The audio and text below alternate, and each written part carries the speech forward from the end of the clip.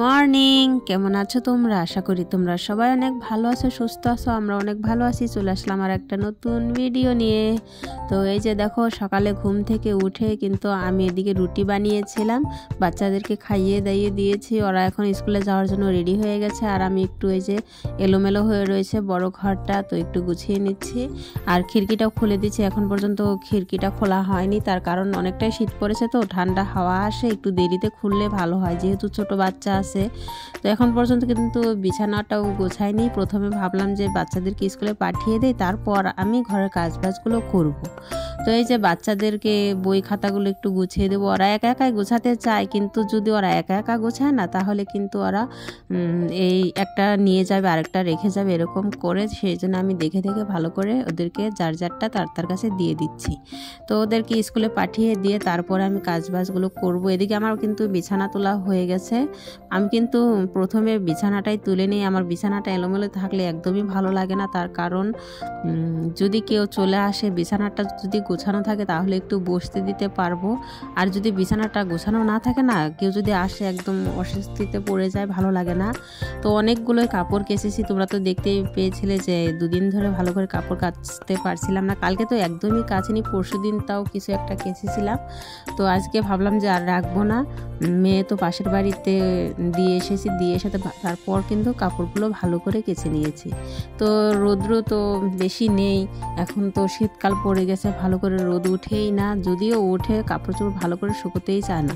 আর এত কাপড় ধুয়েছি যে মেলে দেওয়ার কোনো জায়গা পাচ্ছি না, সেই জন্য যে দেখো বাড়ির যে গেটটা আছে, গেটের উপরেও কিন্তু আমি মেলে দিচ্ছি। আর ওই যে বেড়া টেরা যা আছে সব জায়গায় আজকে কাপড় দিয়ে একদম বাড়ি ঘর মনে হচ্ছিল আজকে ধোবাদের বাড়ি, এরকম লাগছিল। তার কারণ পুরো বাড়িতে বেড়া টেরা এদিকে ওদিকে জানলা দিয়ে সব জায়গা দিয়ে আর কি কাপড় মেলে দিয়েছিলাম। রাস্তার দিকেও কিন্তু আমি কাপড় মেলেছিলাম।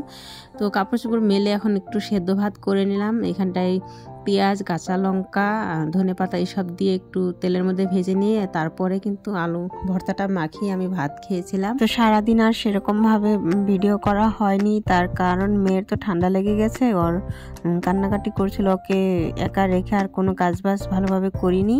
কাজ করেছি কিন্তু সেগুলো আর ভিডিও করিনি। ভিডিও করতে গেলে তো অনেকটা সময় লাগে, তো তাড়াতাড়ি করে কাজবাজগুলো করে নিয়ে তারপর মেয়েকে সময় দিয়েছিলাম।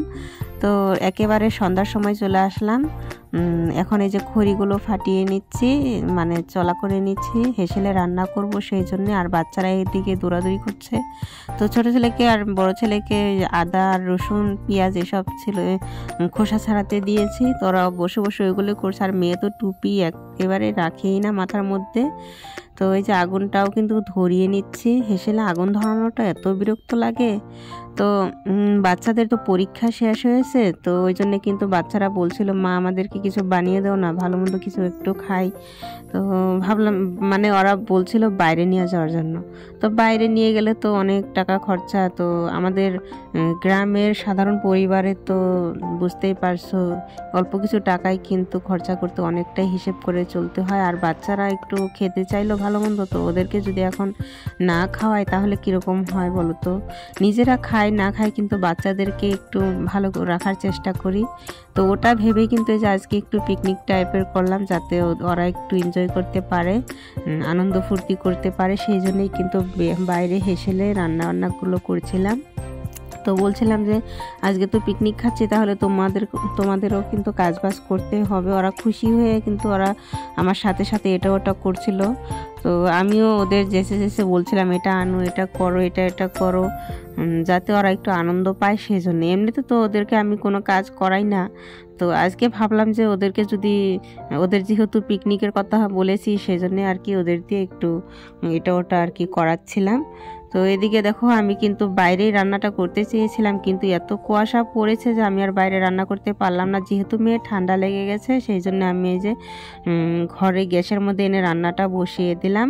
তো প্রথমে তরকারিটা বসিয়ে দিলাম, ফুলকপি, আলু আর টমেটো দিয়ে ডিম দিয়ে একটা তরকারি করব। আর এদিকে কিন্তু পুরি বানাবো আমি, সেই জন্যে আটার ময়দা মিক্স করে এর মধ্যে একটু তেল আর নুন দিয়ে ভালোভাবে এটা মাখিয়ে নিচ্ছি। নিয়ে তারপরে কিন্তু তরকারিটা হওয়ার পরে আমি এগুলো বেলে নেব। আর পানি একটু বেশি হয়ে গেছে, সেই জন্য আর একটু আটা দিয়ে তারপরে ভালোভাবে এটা মেখে নিয়ে একসাথে সব লিচিগুলো কেটে নেব। তার কারণ মেয়ে যদি উঠে পড়ে, মেয়ে তো এদিকে ঘুমিয়েছে, যদি উঠে পড়ে তাহলে তো বেলতে অনেকটা কষ্ট হবে। আর যদি বেলা হয়ে যায় তারপরে কিন্তু ভাজতে অতটাও কিন্তু সময় লাগবে না।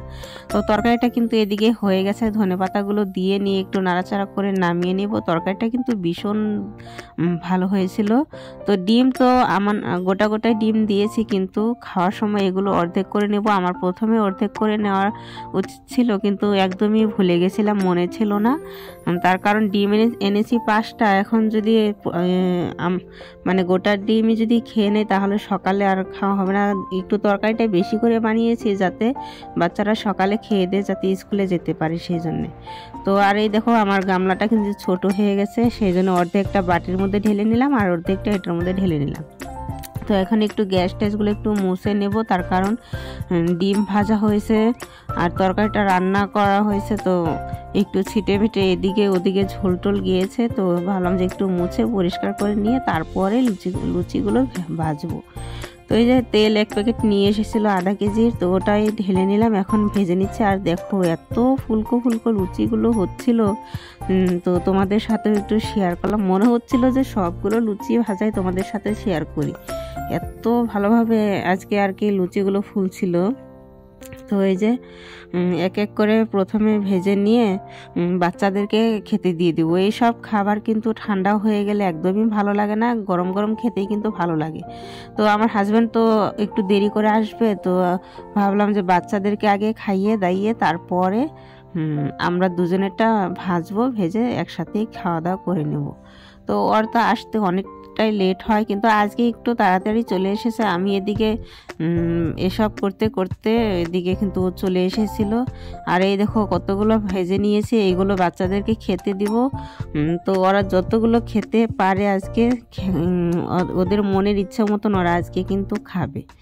তো প্রত্যেকটা লুচি ফুলেছিল, এত ভালো লাগছিল। এই দেখো একটাও মানে ছিল না, সবগুলোই কিন্তু ফুলেছিল। আর থালির মধ্যে একটু সাজিয়ে দিচ্ছিলাম, তার কারণ বাচ্চাদের যেন একটু ভালো লাগে, সেজন্য একটু সাজিয়ে গুছিয়ে ওদের 2 ভাইকে খেতে দিয়ে দিয়েছি। আর হয়তো তোমরা ভাববে যে একটু আগে তো আমি অন্য কালারের ওড়না নিয়েছিলাম, আবার এখন আরেকটা নিয়ে আছি। তার কারণ আমি কখন কোন জায়গায় ওড়না রাখি আমি একদম ভুলে যাই, হাতের কাছে যেটা পাই সেটাই কিন্তু নিয়ে নিই। এই দেখো বন্ধুরা, লুচি বানানোর পর অনেকটা আটা ময়দা বেঁচে গেছিলো, সেটাই দেখো। আমাদের বাঙালি মেয়েদের বুদ্ধি দেখলে কি আর বলবো, হাসি পায়। তো কিছুটা নিমকি বানিয়ে নিলাম, তো আরও আছে, এই যে এটা ও কাটবে।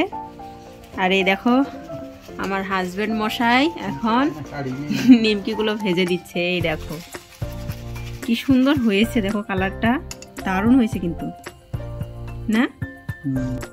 কি গো, তুমিও তো সে ভালো করে পুরিগুলো ভাজতে চাও, একদম সবগুলো একদম ফুলা ফুলা গেছে। এই যে বাচ্চাদেরকে কিন্তু খাইয়ে দিয়েছি, ওরা খেয়ে দিয়ে ওরা টিভি দেখছে। আর এগুলো আরো ভেজে নিচ্ছি, কিছুটা নিমকিও বানালাম।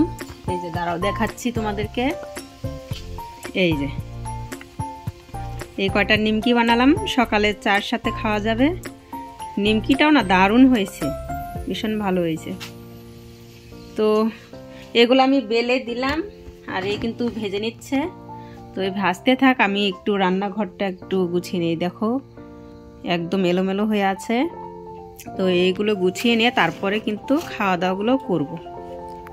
এই যে দেখো আমরা কিন্তু খেতে বসে পড়েছি, আর ওদিকে কিন্তু বাচ্চারা সবাই ঘুমিয়ে পড়েছে। আর আমরা তো খেতে বসলে যত রাজ্যের গল্প আছে সব করি একসাথে। আমি কিন্তু খাইলে পরি বেশি, আমার ওয়াইফ বানাইছে, এখন না বানালে গুচ্ছা করে, গুচ্ছা না খেলে না খেলে এরকম গুচ্ছা করবে, সেই কারণে চাপে পরে খাচ্ছি, চাপে। আচ্ছা ভাত আছে, ভাত খাও। ভাত হলো ফেভারিট খানা। তো বন্ধুরা আমাদের খাওয়া দাওয়া কিন্তু হয়ে গেছে, এখন কিন্তু এই যে বড় ঘরে চলে আসলাম। আর রান্নাঘর তো এলোমেলো হয়ে রয়েছে, একদমই ভালো লাগছে না, গোছানোর ইচ্ছেই হচ্ছে না। তো কালকে সকালে ঘুম থেকে উঠে প্রথমে রান্নাঘরটাই গুছিয়ে নেব।